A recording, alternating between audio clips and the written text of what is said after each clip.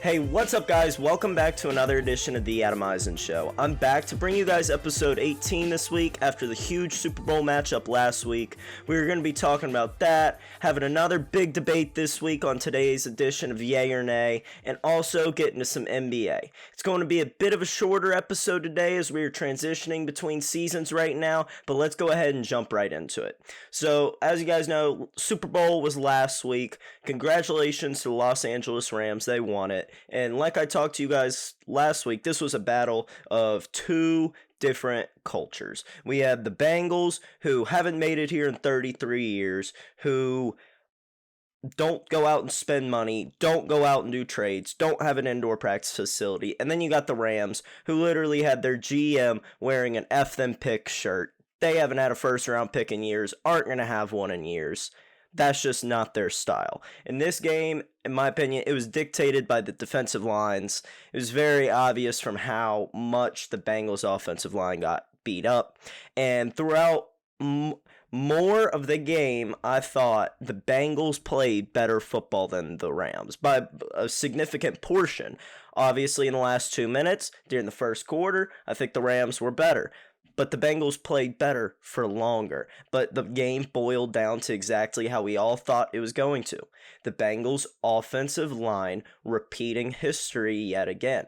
We saw them against the divisional round against the Titans give up 9 sacks. And I said to you guys last week, don't let one game against the Chiefs distract you from how bad this O-line is.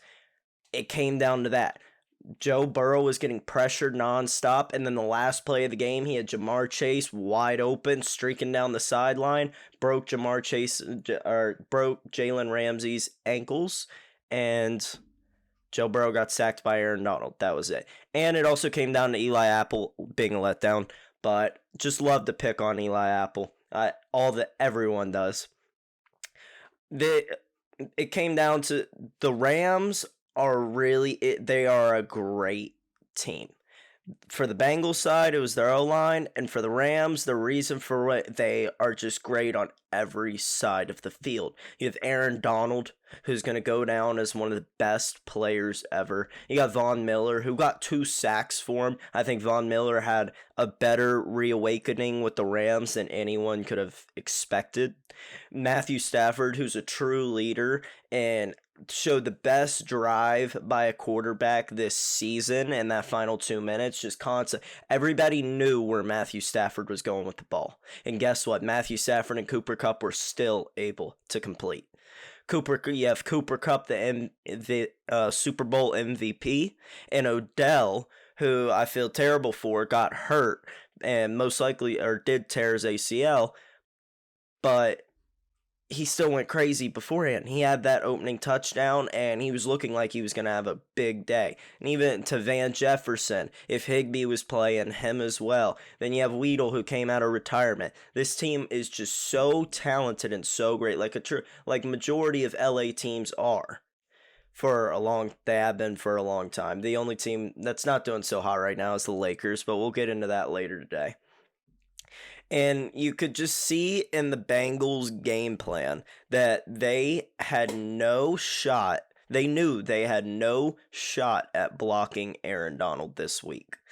It was just very obvious. They were doing the quick check down passes majority of the game. The Rams weren't even rushing more than 3 of 4 the entire game. And Aaron Donald was still breaking through. The Bengals were given multiple gifts with the refs, with the Stafford's interceptions, and the box score. If you go look at it, it'll tell you guys the entire story from what happened. The Rams beat them on sacks, and they just beat them on the more consistent, bigger, and small. They were way more consistent with the football, driving down the field. You could see it all throughout. They had frequency where their drives would end a little short and they wouldn't get points. Or Matthew Stafford, he had 2 interceptions. He'd throw an interception. But before the bad plays happened, they were stringing together constant good plays, and you could see that. The Bengals were a great team, but they lost 8 times this season, and it could have been much more if it was not for their kicker. The Rams weren't anywhere close to that, and the Rams had a much better team all around the field. The Bengals trailed constantly in the playoffs. They have been in a battle for their life for weeks now. They had 8 losses, and the Rams just have better players, and that talent paid off. With sticking with the Rams here, I want to take a look at if the Rams are built for the future. And a lot of people have been talking about this week. And when you're looking at McVay, Les Snead, the GM, Aaron Donald, Cooper Kupp, Matthew Stafford, all these players are the best in the game right now. I think there's a chance Aaron Donald walks away from football. I'd hate to see it, but I do think that's a legitimate possibility.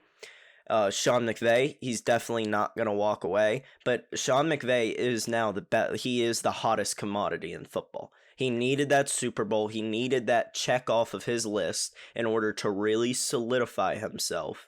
And last Sunday, he did just that.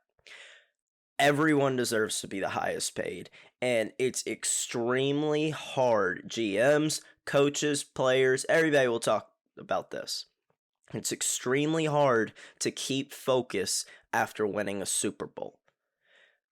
People just think that's going to come naturally again. That's why what the Patriots did for so long is so impressive. And that's why there has not been a back-to-back champion since the Patriots did back in the early 2000s, 02, 03, 04, whenever that happened.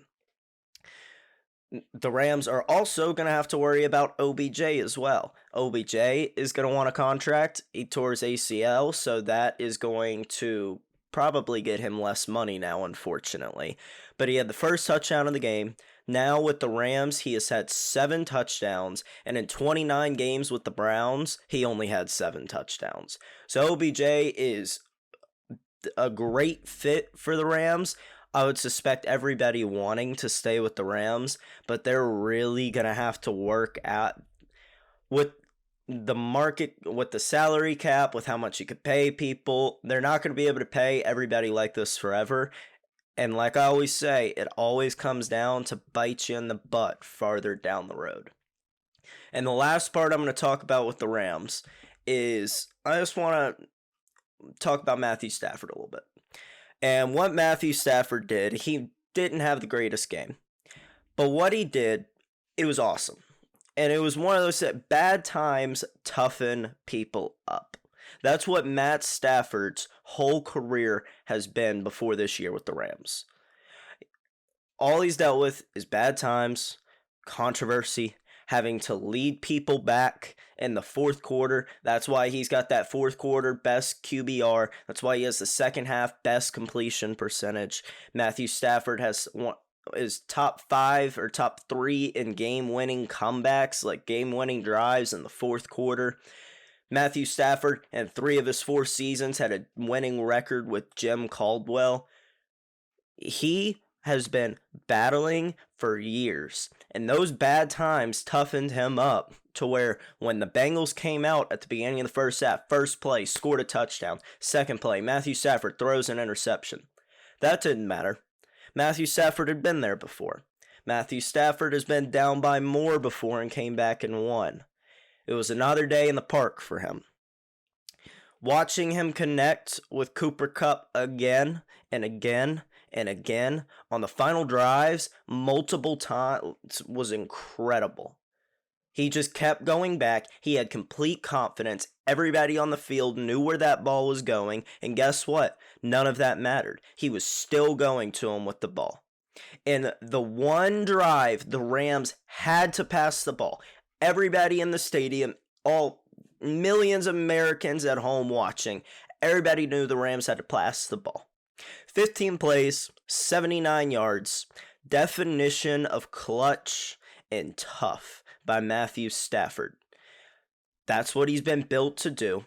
He's had 3 game-winning drives just in this playoffs, 14 touchdowns, 0 interceptions in the fourth quarter this year. He's the best fourth quarter QB by far. And I'm sorry I got this wrong. I said 5th all-time, just got to it. 7th all-time in game-winning drives. He is going to finish top 3 or top 5 in game-winning drives. And it makes me wonder how bad Detroit just is. And it goes back to what I was saying. The crap helps you out. The crap helps to toughen you up. And if you work hard, you keep your head down, the crap will eventually help you out and work you out.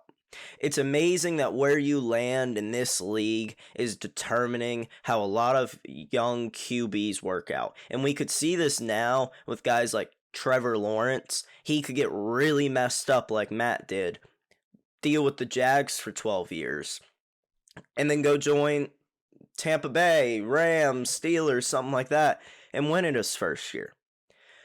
Players can get trapped with the organization. Players like Matthew Stafford didn't want to leave. He loved Detroit. And for the first time in 13 years, he got a functional owner, a functional coach, a functional team, and in 1 year, he has 3 game-winning playoff drives and a Super Bowl. That's amazing to me. Matthew Stafford deserves so much credit. Great for him. Hesitant about what the Rams are going to be able to do next year, but Matthew Stafford, out of anyone, deserved to win the Super Bowl the most this year. He's dealt with the most. He gave the city of Detroit his all, and now he deserves to have a great offseason and enjoy this Super Bowl victory. Now, before we jump on to my yay or nay segment of the day, I want to talk about what is going to happen next with the Bengals. I'm going to be doing this sort of thing every week during the offseason. I'm going to be taking 2 teams that I'm feeling like, or not that I'm feeling like, that I want to talk about further and just give a breakdown for what they need for next season and what they need to do. Talked about the Rams a little bit already today. I'm going to jump into the Bengals and then we'll get in the yay or nay.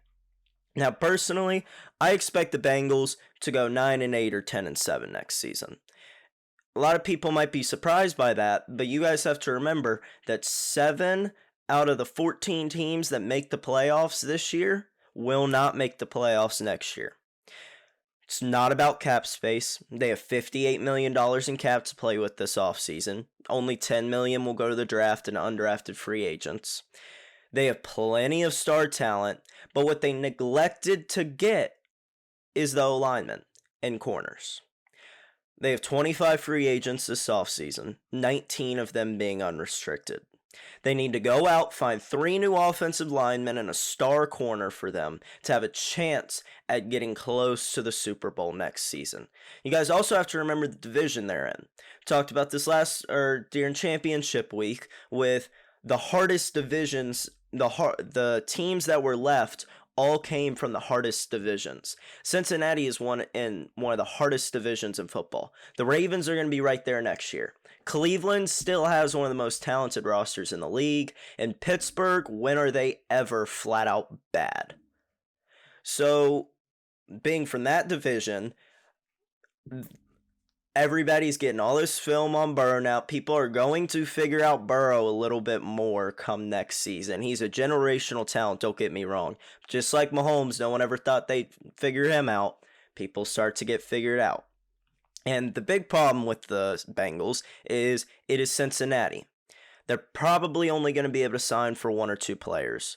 They're not going to get any trades. The Brown family, we know, they don't make trades. And they're not going to be able to... Not a lot of people want to go to Cincinnati. Hey, I'm a Green Bay fan. Not a lot of people want to come to Green Bay. They're going to have to build through the draft. We saw this year with Kansas City and their center, Creed Humphrey, who's their rookie and now is the best center and offensive lineman and can make a very, very fast impact coming right out of the draft. But I do think it's going to take the Bengals a little bit of time.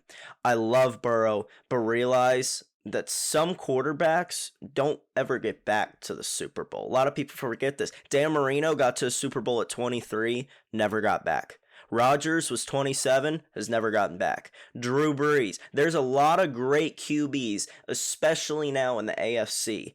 You're telling me all those QBs over the next 20 years are just going to be in a constant rotation? There's like 5 of them. And I love Joe Burrow. He is a generational talent. But they're all pretty damn even with each other, and they all have their own special talents. With their division, with it being Cincinnati, It's going to be like a wild card team next year. Remember, this is a team that lost 8 games this year. Anything can happen, or 7 games this year. They can get in at any point, and every single year, half of the playoff teams don't make it back the next year.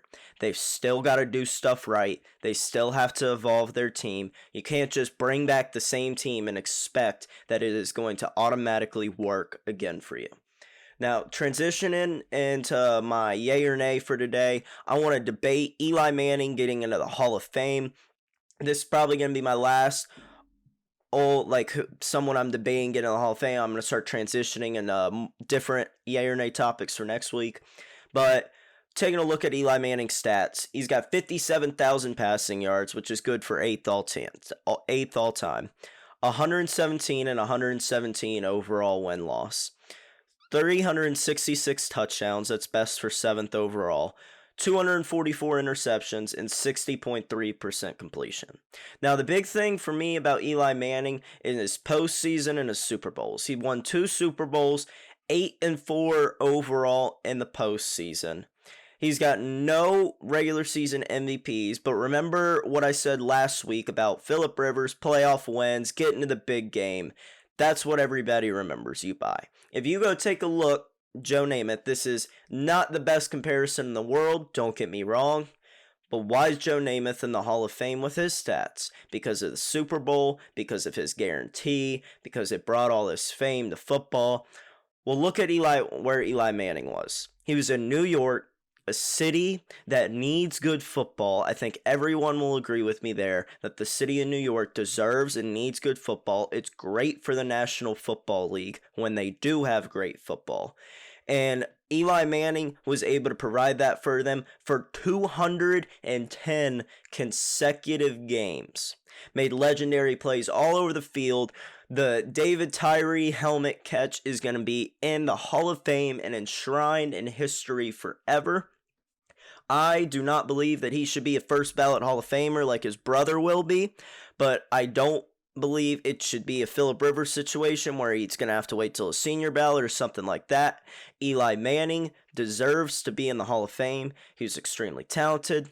9 of the 14 seasons he played all the games, they finished 500 or above. 9 of the 14 seasons he was winning. Eli Manning was a winner. 8-4 overall in the postseason. He had the 2 Super Bowls, and he had those moments where everybody is going to remember him forever. And now, hell, look at him now as a broadcaster. He's bringing even more to the game of football, and I definitely believe he should be in the Hall of Fame in his 4th or 5th ballot. Now, I want to transfer today into a little bit of NBA conversation before we wrap up. Now, what's happening right now? The All-Star break is coming up February 20th. It's the big reset for all the players, all the teams. There's 25 games left to be played in the NBA. Right now, we got the Heat standing on top of the Eastern Conference, followed by the Bulls and the 76ers. Got surprised to see the Cavaliers at 4th. I'm happy about it. Western Conference, we got the Suns and we got the Warriors. Suns got a 6-game lead on the Warriors right now. So Suns are definitely pulling away 48-10. Then we got Grizzlies, Jazz, and I'm not going to run through the rest of that for you guys. But the All-Star break is a massive time for teams. This is when teams get a refresh. There's 25 games left. People could come out. If you guys remember last year with the Hawks, they were terrible before the All-Star break. They came out, made a huge turnaround, ended up making the Eastern Conference Finals, and it was very impressive. Now, one team that's going to need the biggest turnaround of them all before or coming out of the All-Star break is the Lakers. Going in, they got a great win versus the Jazz. Westbrook, his last 2 games, looks much better, going 17-7-6 the other night. LeBron scored 15 of his 33 in the 4th quarter, starting to hit a rhythm more, but I don't want you guys to get distracted by this one good game. Remember what happened. AD just got hurt again. And what does that mean historically for the Lakers? If AD is hurt, they don't play. Well, if AD is hurt, they're not going to win games. In the playoffs, historically, if AD plays and is healthy, the Lakers win. If he doesn't play and isn't healthy, they lose. Well, now he has a badly rolled ankle. And if you guys saw that injury, they're saying 2 to 4 weeks. I promise you that's a month-long injury right there. And they must now play the game of keep this ship afloat until the captain comes back, even if LeBron is the leader. AD on the floor is what makes this team go. The point differential without AD is horrendous. Without him, they often have to play a small ball type of basketball, and it's not as bad as like we were seeing with Houston last year. But AD provides that talent and that under the basket ability for them, something that they don't have. And with a 19th year LeBron, it's not good how often AD is getting injured. You can't let this win against Utah distract you. AD, with how often he is on the floor, it's a bad pairing, straight up. The Lakers, they have nothing to rally around here without Anthony Davis. They don't have a second option to step up. Russell Westbrook's trying to, but it's just going to throw off the chemistry again. They have nothing to wrap their arms around. They have nothing to rally around. Are they an elite three-point shooting team? No. Are they a great defensive team? No. Do they have a ton of chemistry? No. How about draft picks? No. How about young talent waiting to emerge, waiting to get better? They don't have that either. The Lakers don't have one buyout option. They don't have one way to get better. And this is a roster that is a ticking time bomb waiting to blow up. AD and LeBron can win a playoff series this year if they get in. If they're both healthy, they can win a playoff series. They're not winning the championship. And after this season, in my opinion, the Lakers need to part ways with Anthony Davis. It's not working out anymore. When he first came from New Orleans, it was great because him and LeBron, he dealt with the same thing LeBron did in Cleveland for all those years. He was with terrible teams. He was trying to get out. Well, now AD's getting older. The way his body's built it's getting taken a lot more. I don't want to say hits, but he's taken a lot more wear on his body. And with a 19th year LeBron, it doesn't matter how good he's doing. AD is not a good pairing for him any longer. And I don't see how the Lakers can win the championship. They're 9th in the West right now. And they're sitting at 27-31. That's 21 games out of first place, guys. That's horrendous. They're sitting 3 games out of 8th place. So the Lakers are in a terrible position. If LeBron doesn't make the playoffs, it's not going to be a great look for him this year. And we're going to have to see how this works out. I don't see AD coming back for 4 weeks. So we'll see if LeBron can keep that ship afloat. Now, before I send it off today, I want to comment on the picks of the week from last week. We had another great week. Got the spread right, got the money line right, and I picked Cooper Kupp to win Super Bowl MVP, plus 600 odds. I was thinking that was the best bet that there was on the board, and he ended up winning Super Bowl MVP, so congratulations to Cooper Kupp. We've hit all our spreads, so don't forget to be betting with the Adam Eisen Show. And because coming next week, we're going to be starting NBA picks after the All-Star break. That'll be a good time. And come about a month from today, we will have plenty of March Madness as well. Thank you all so much for tuning in to episode 18 of the show. Be sure to follow along on Instagram and TikTok throughout the week at the Adam Eisen Show before edition 19 next Friday, when we start to get into college basketball in the second half of the NBA season. Peace.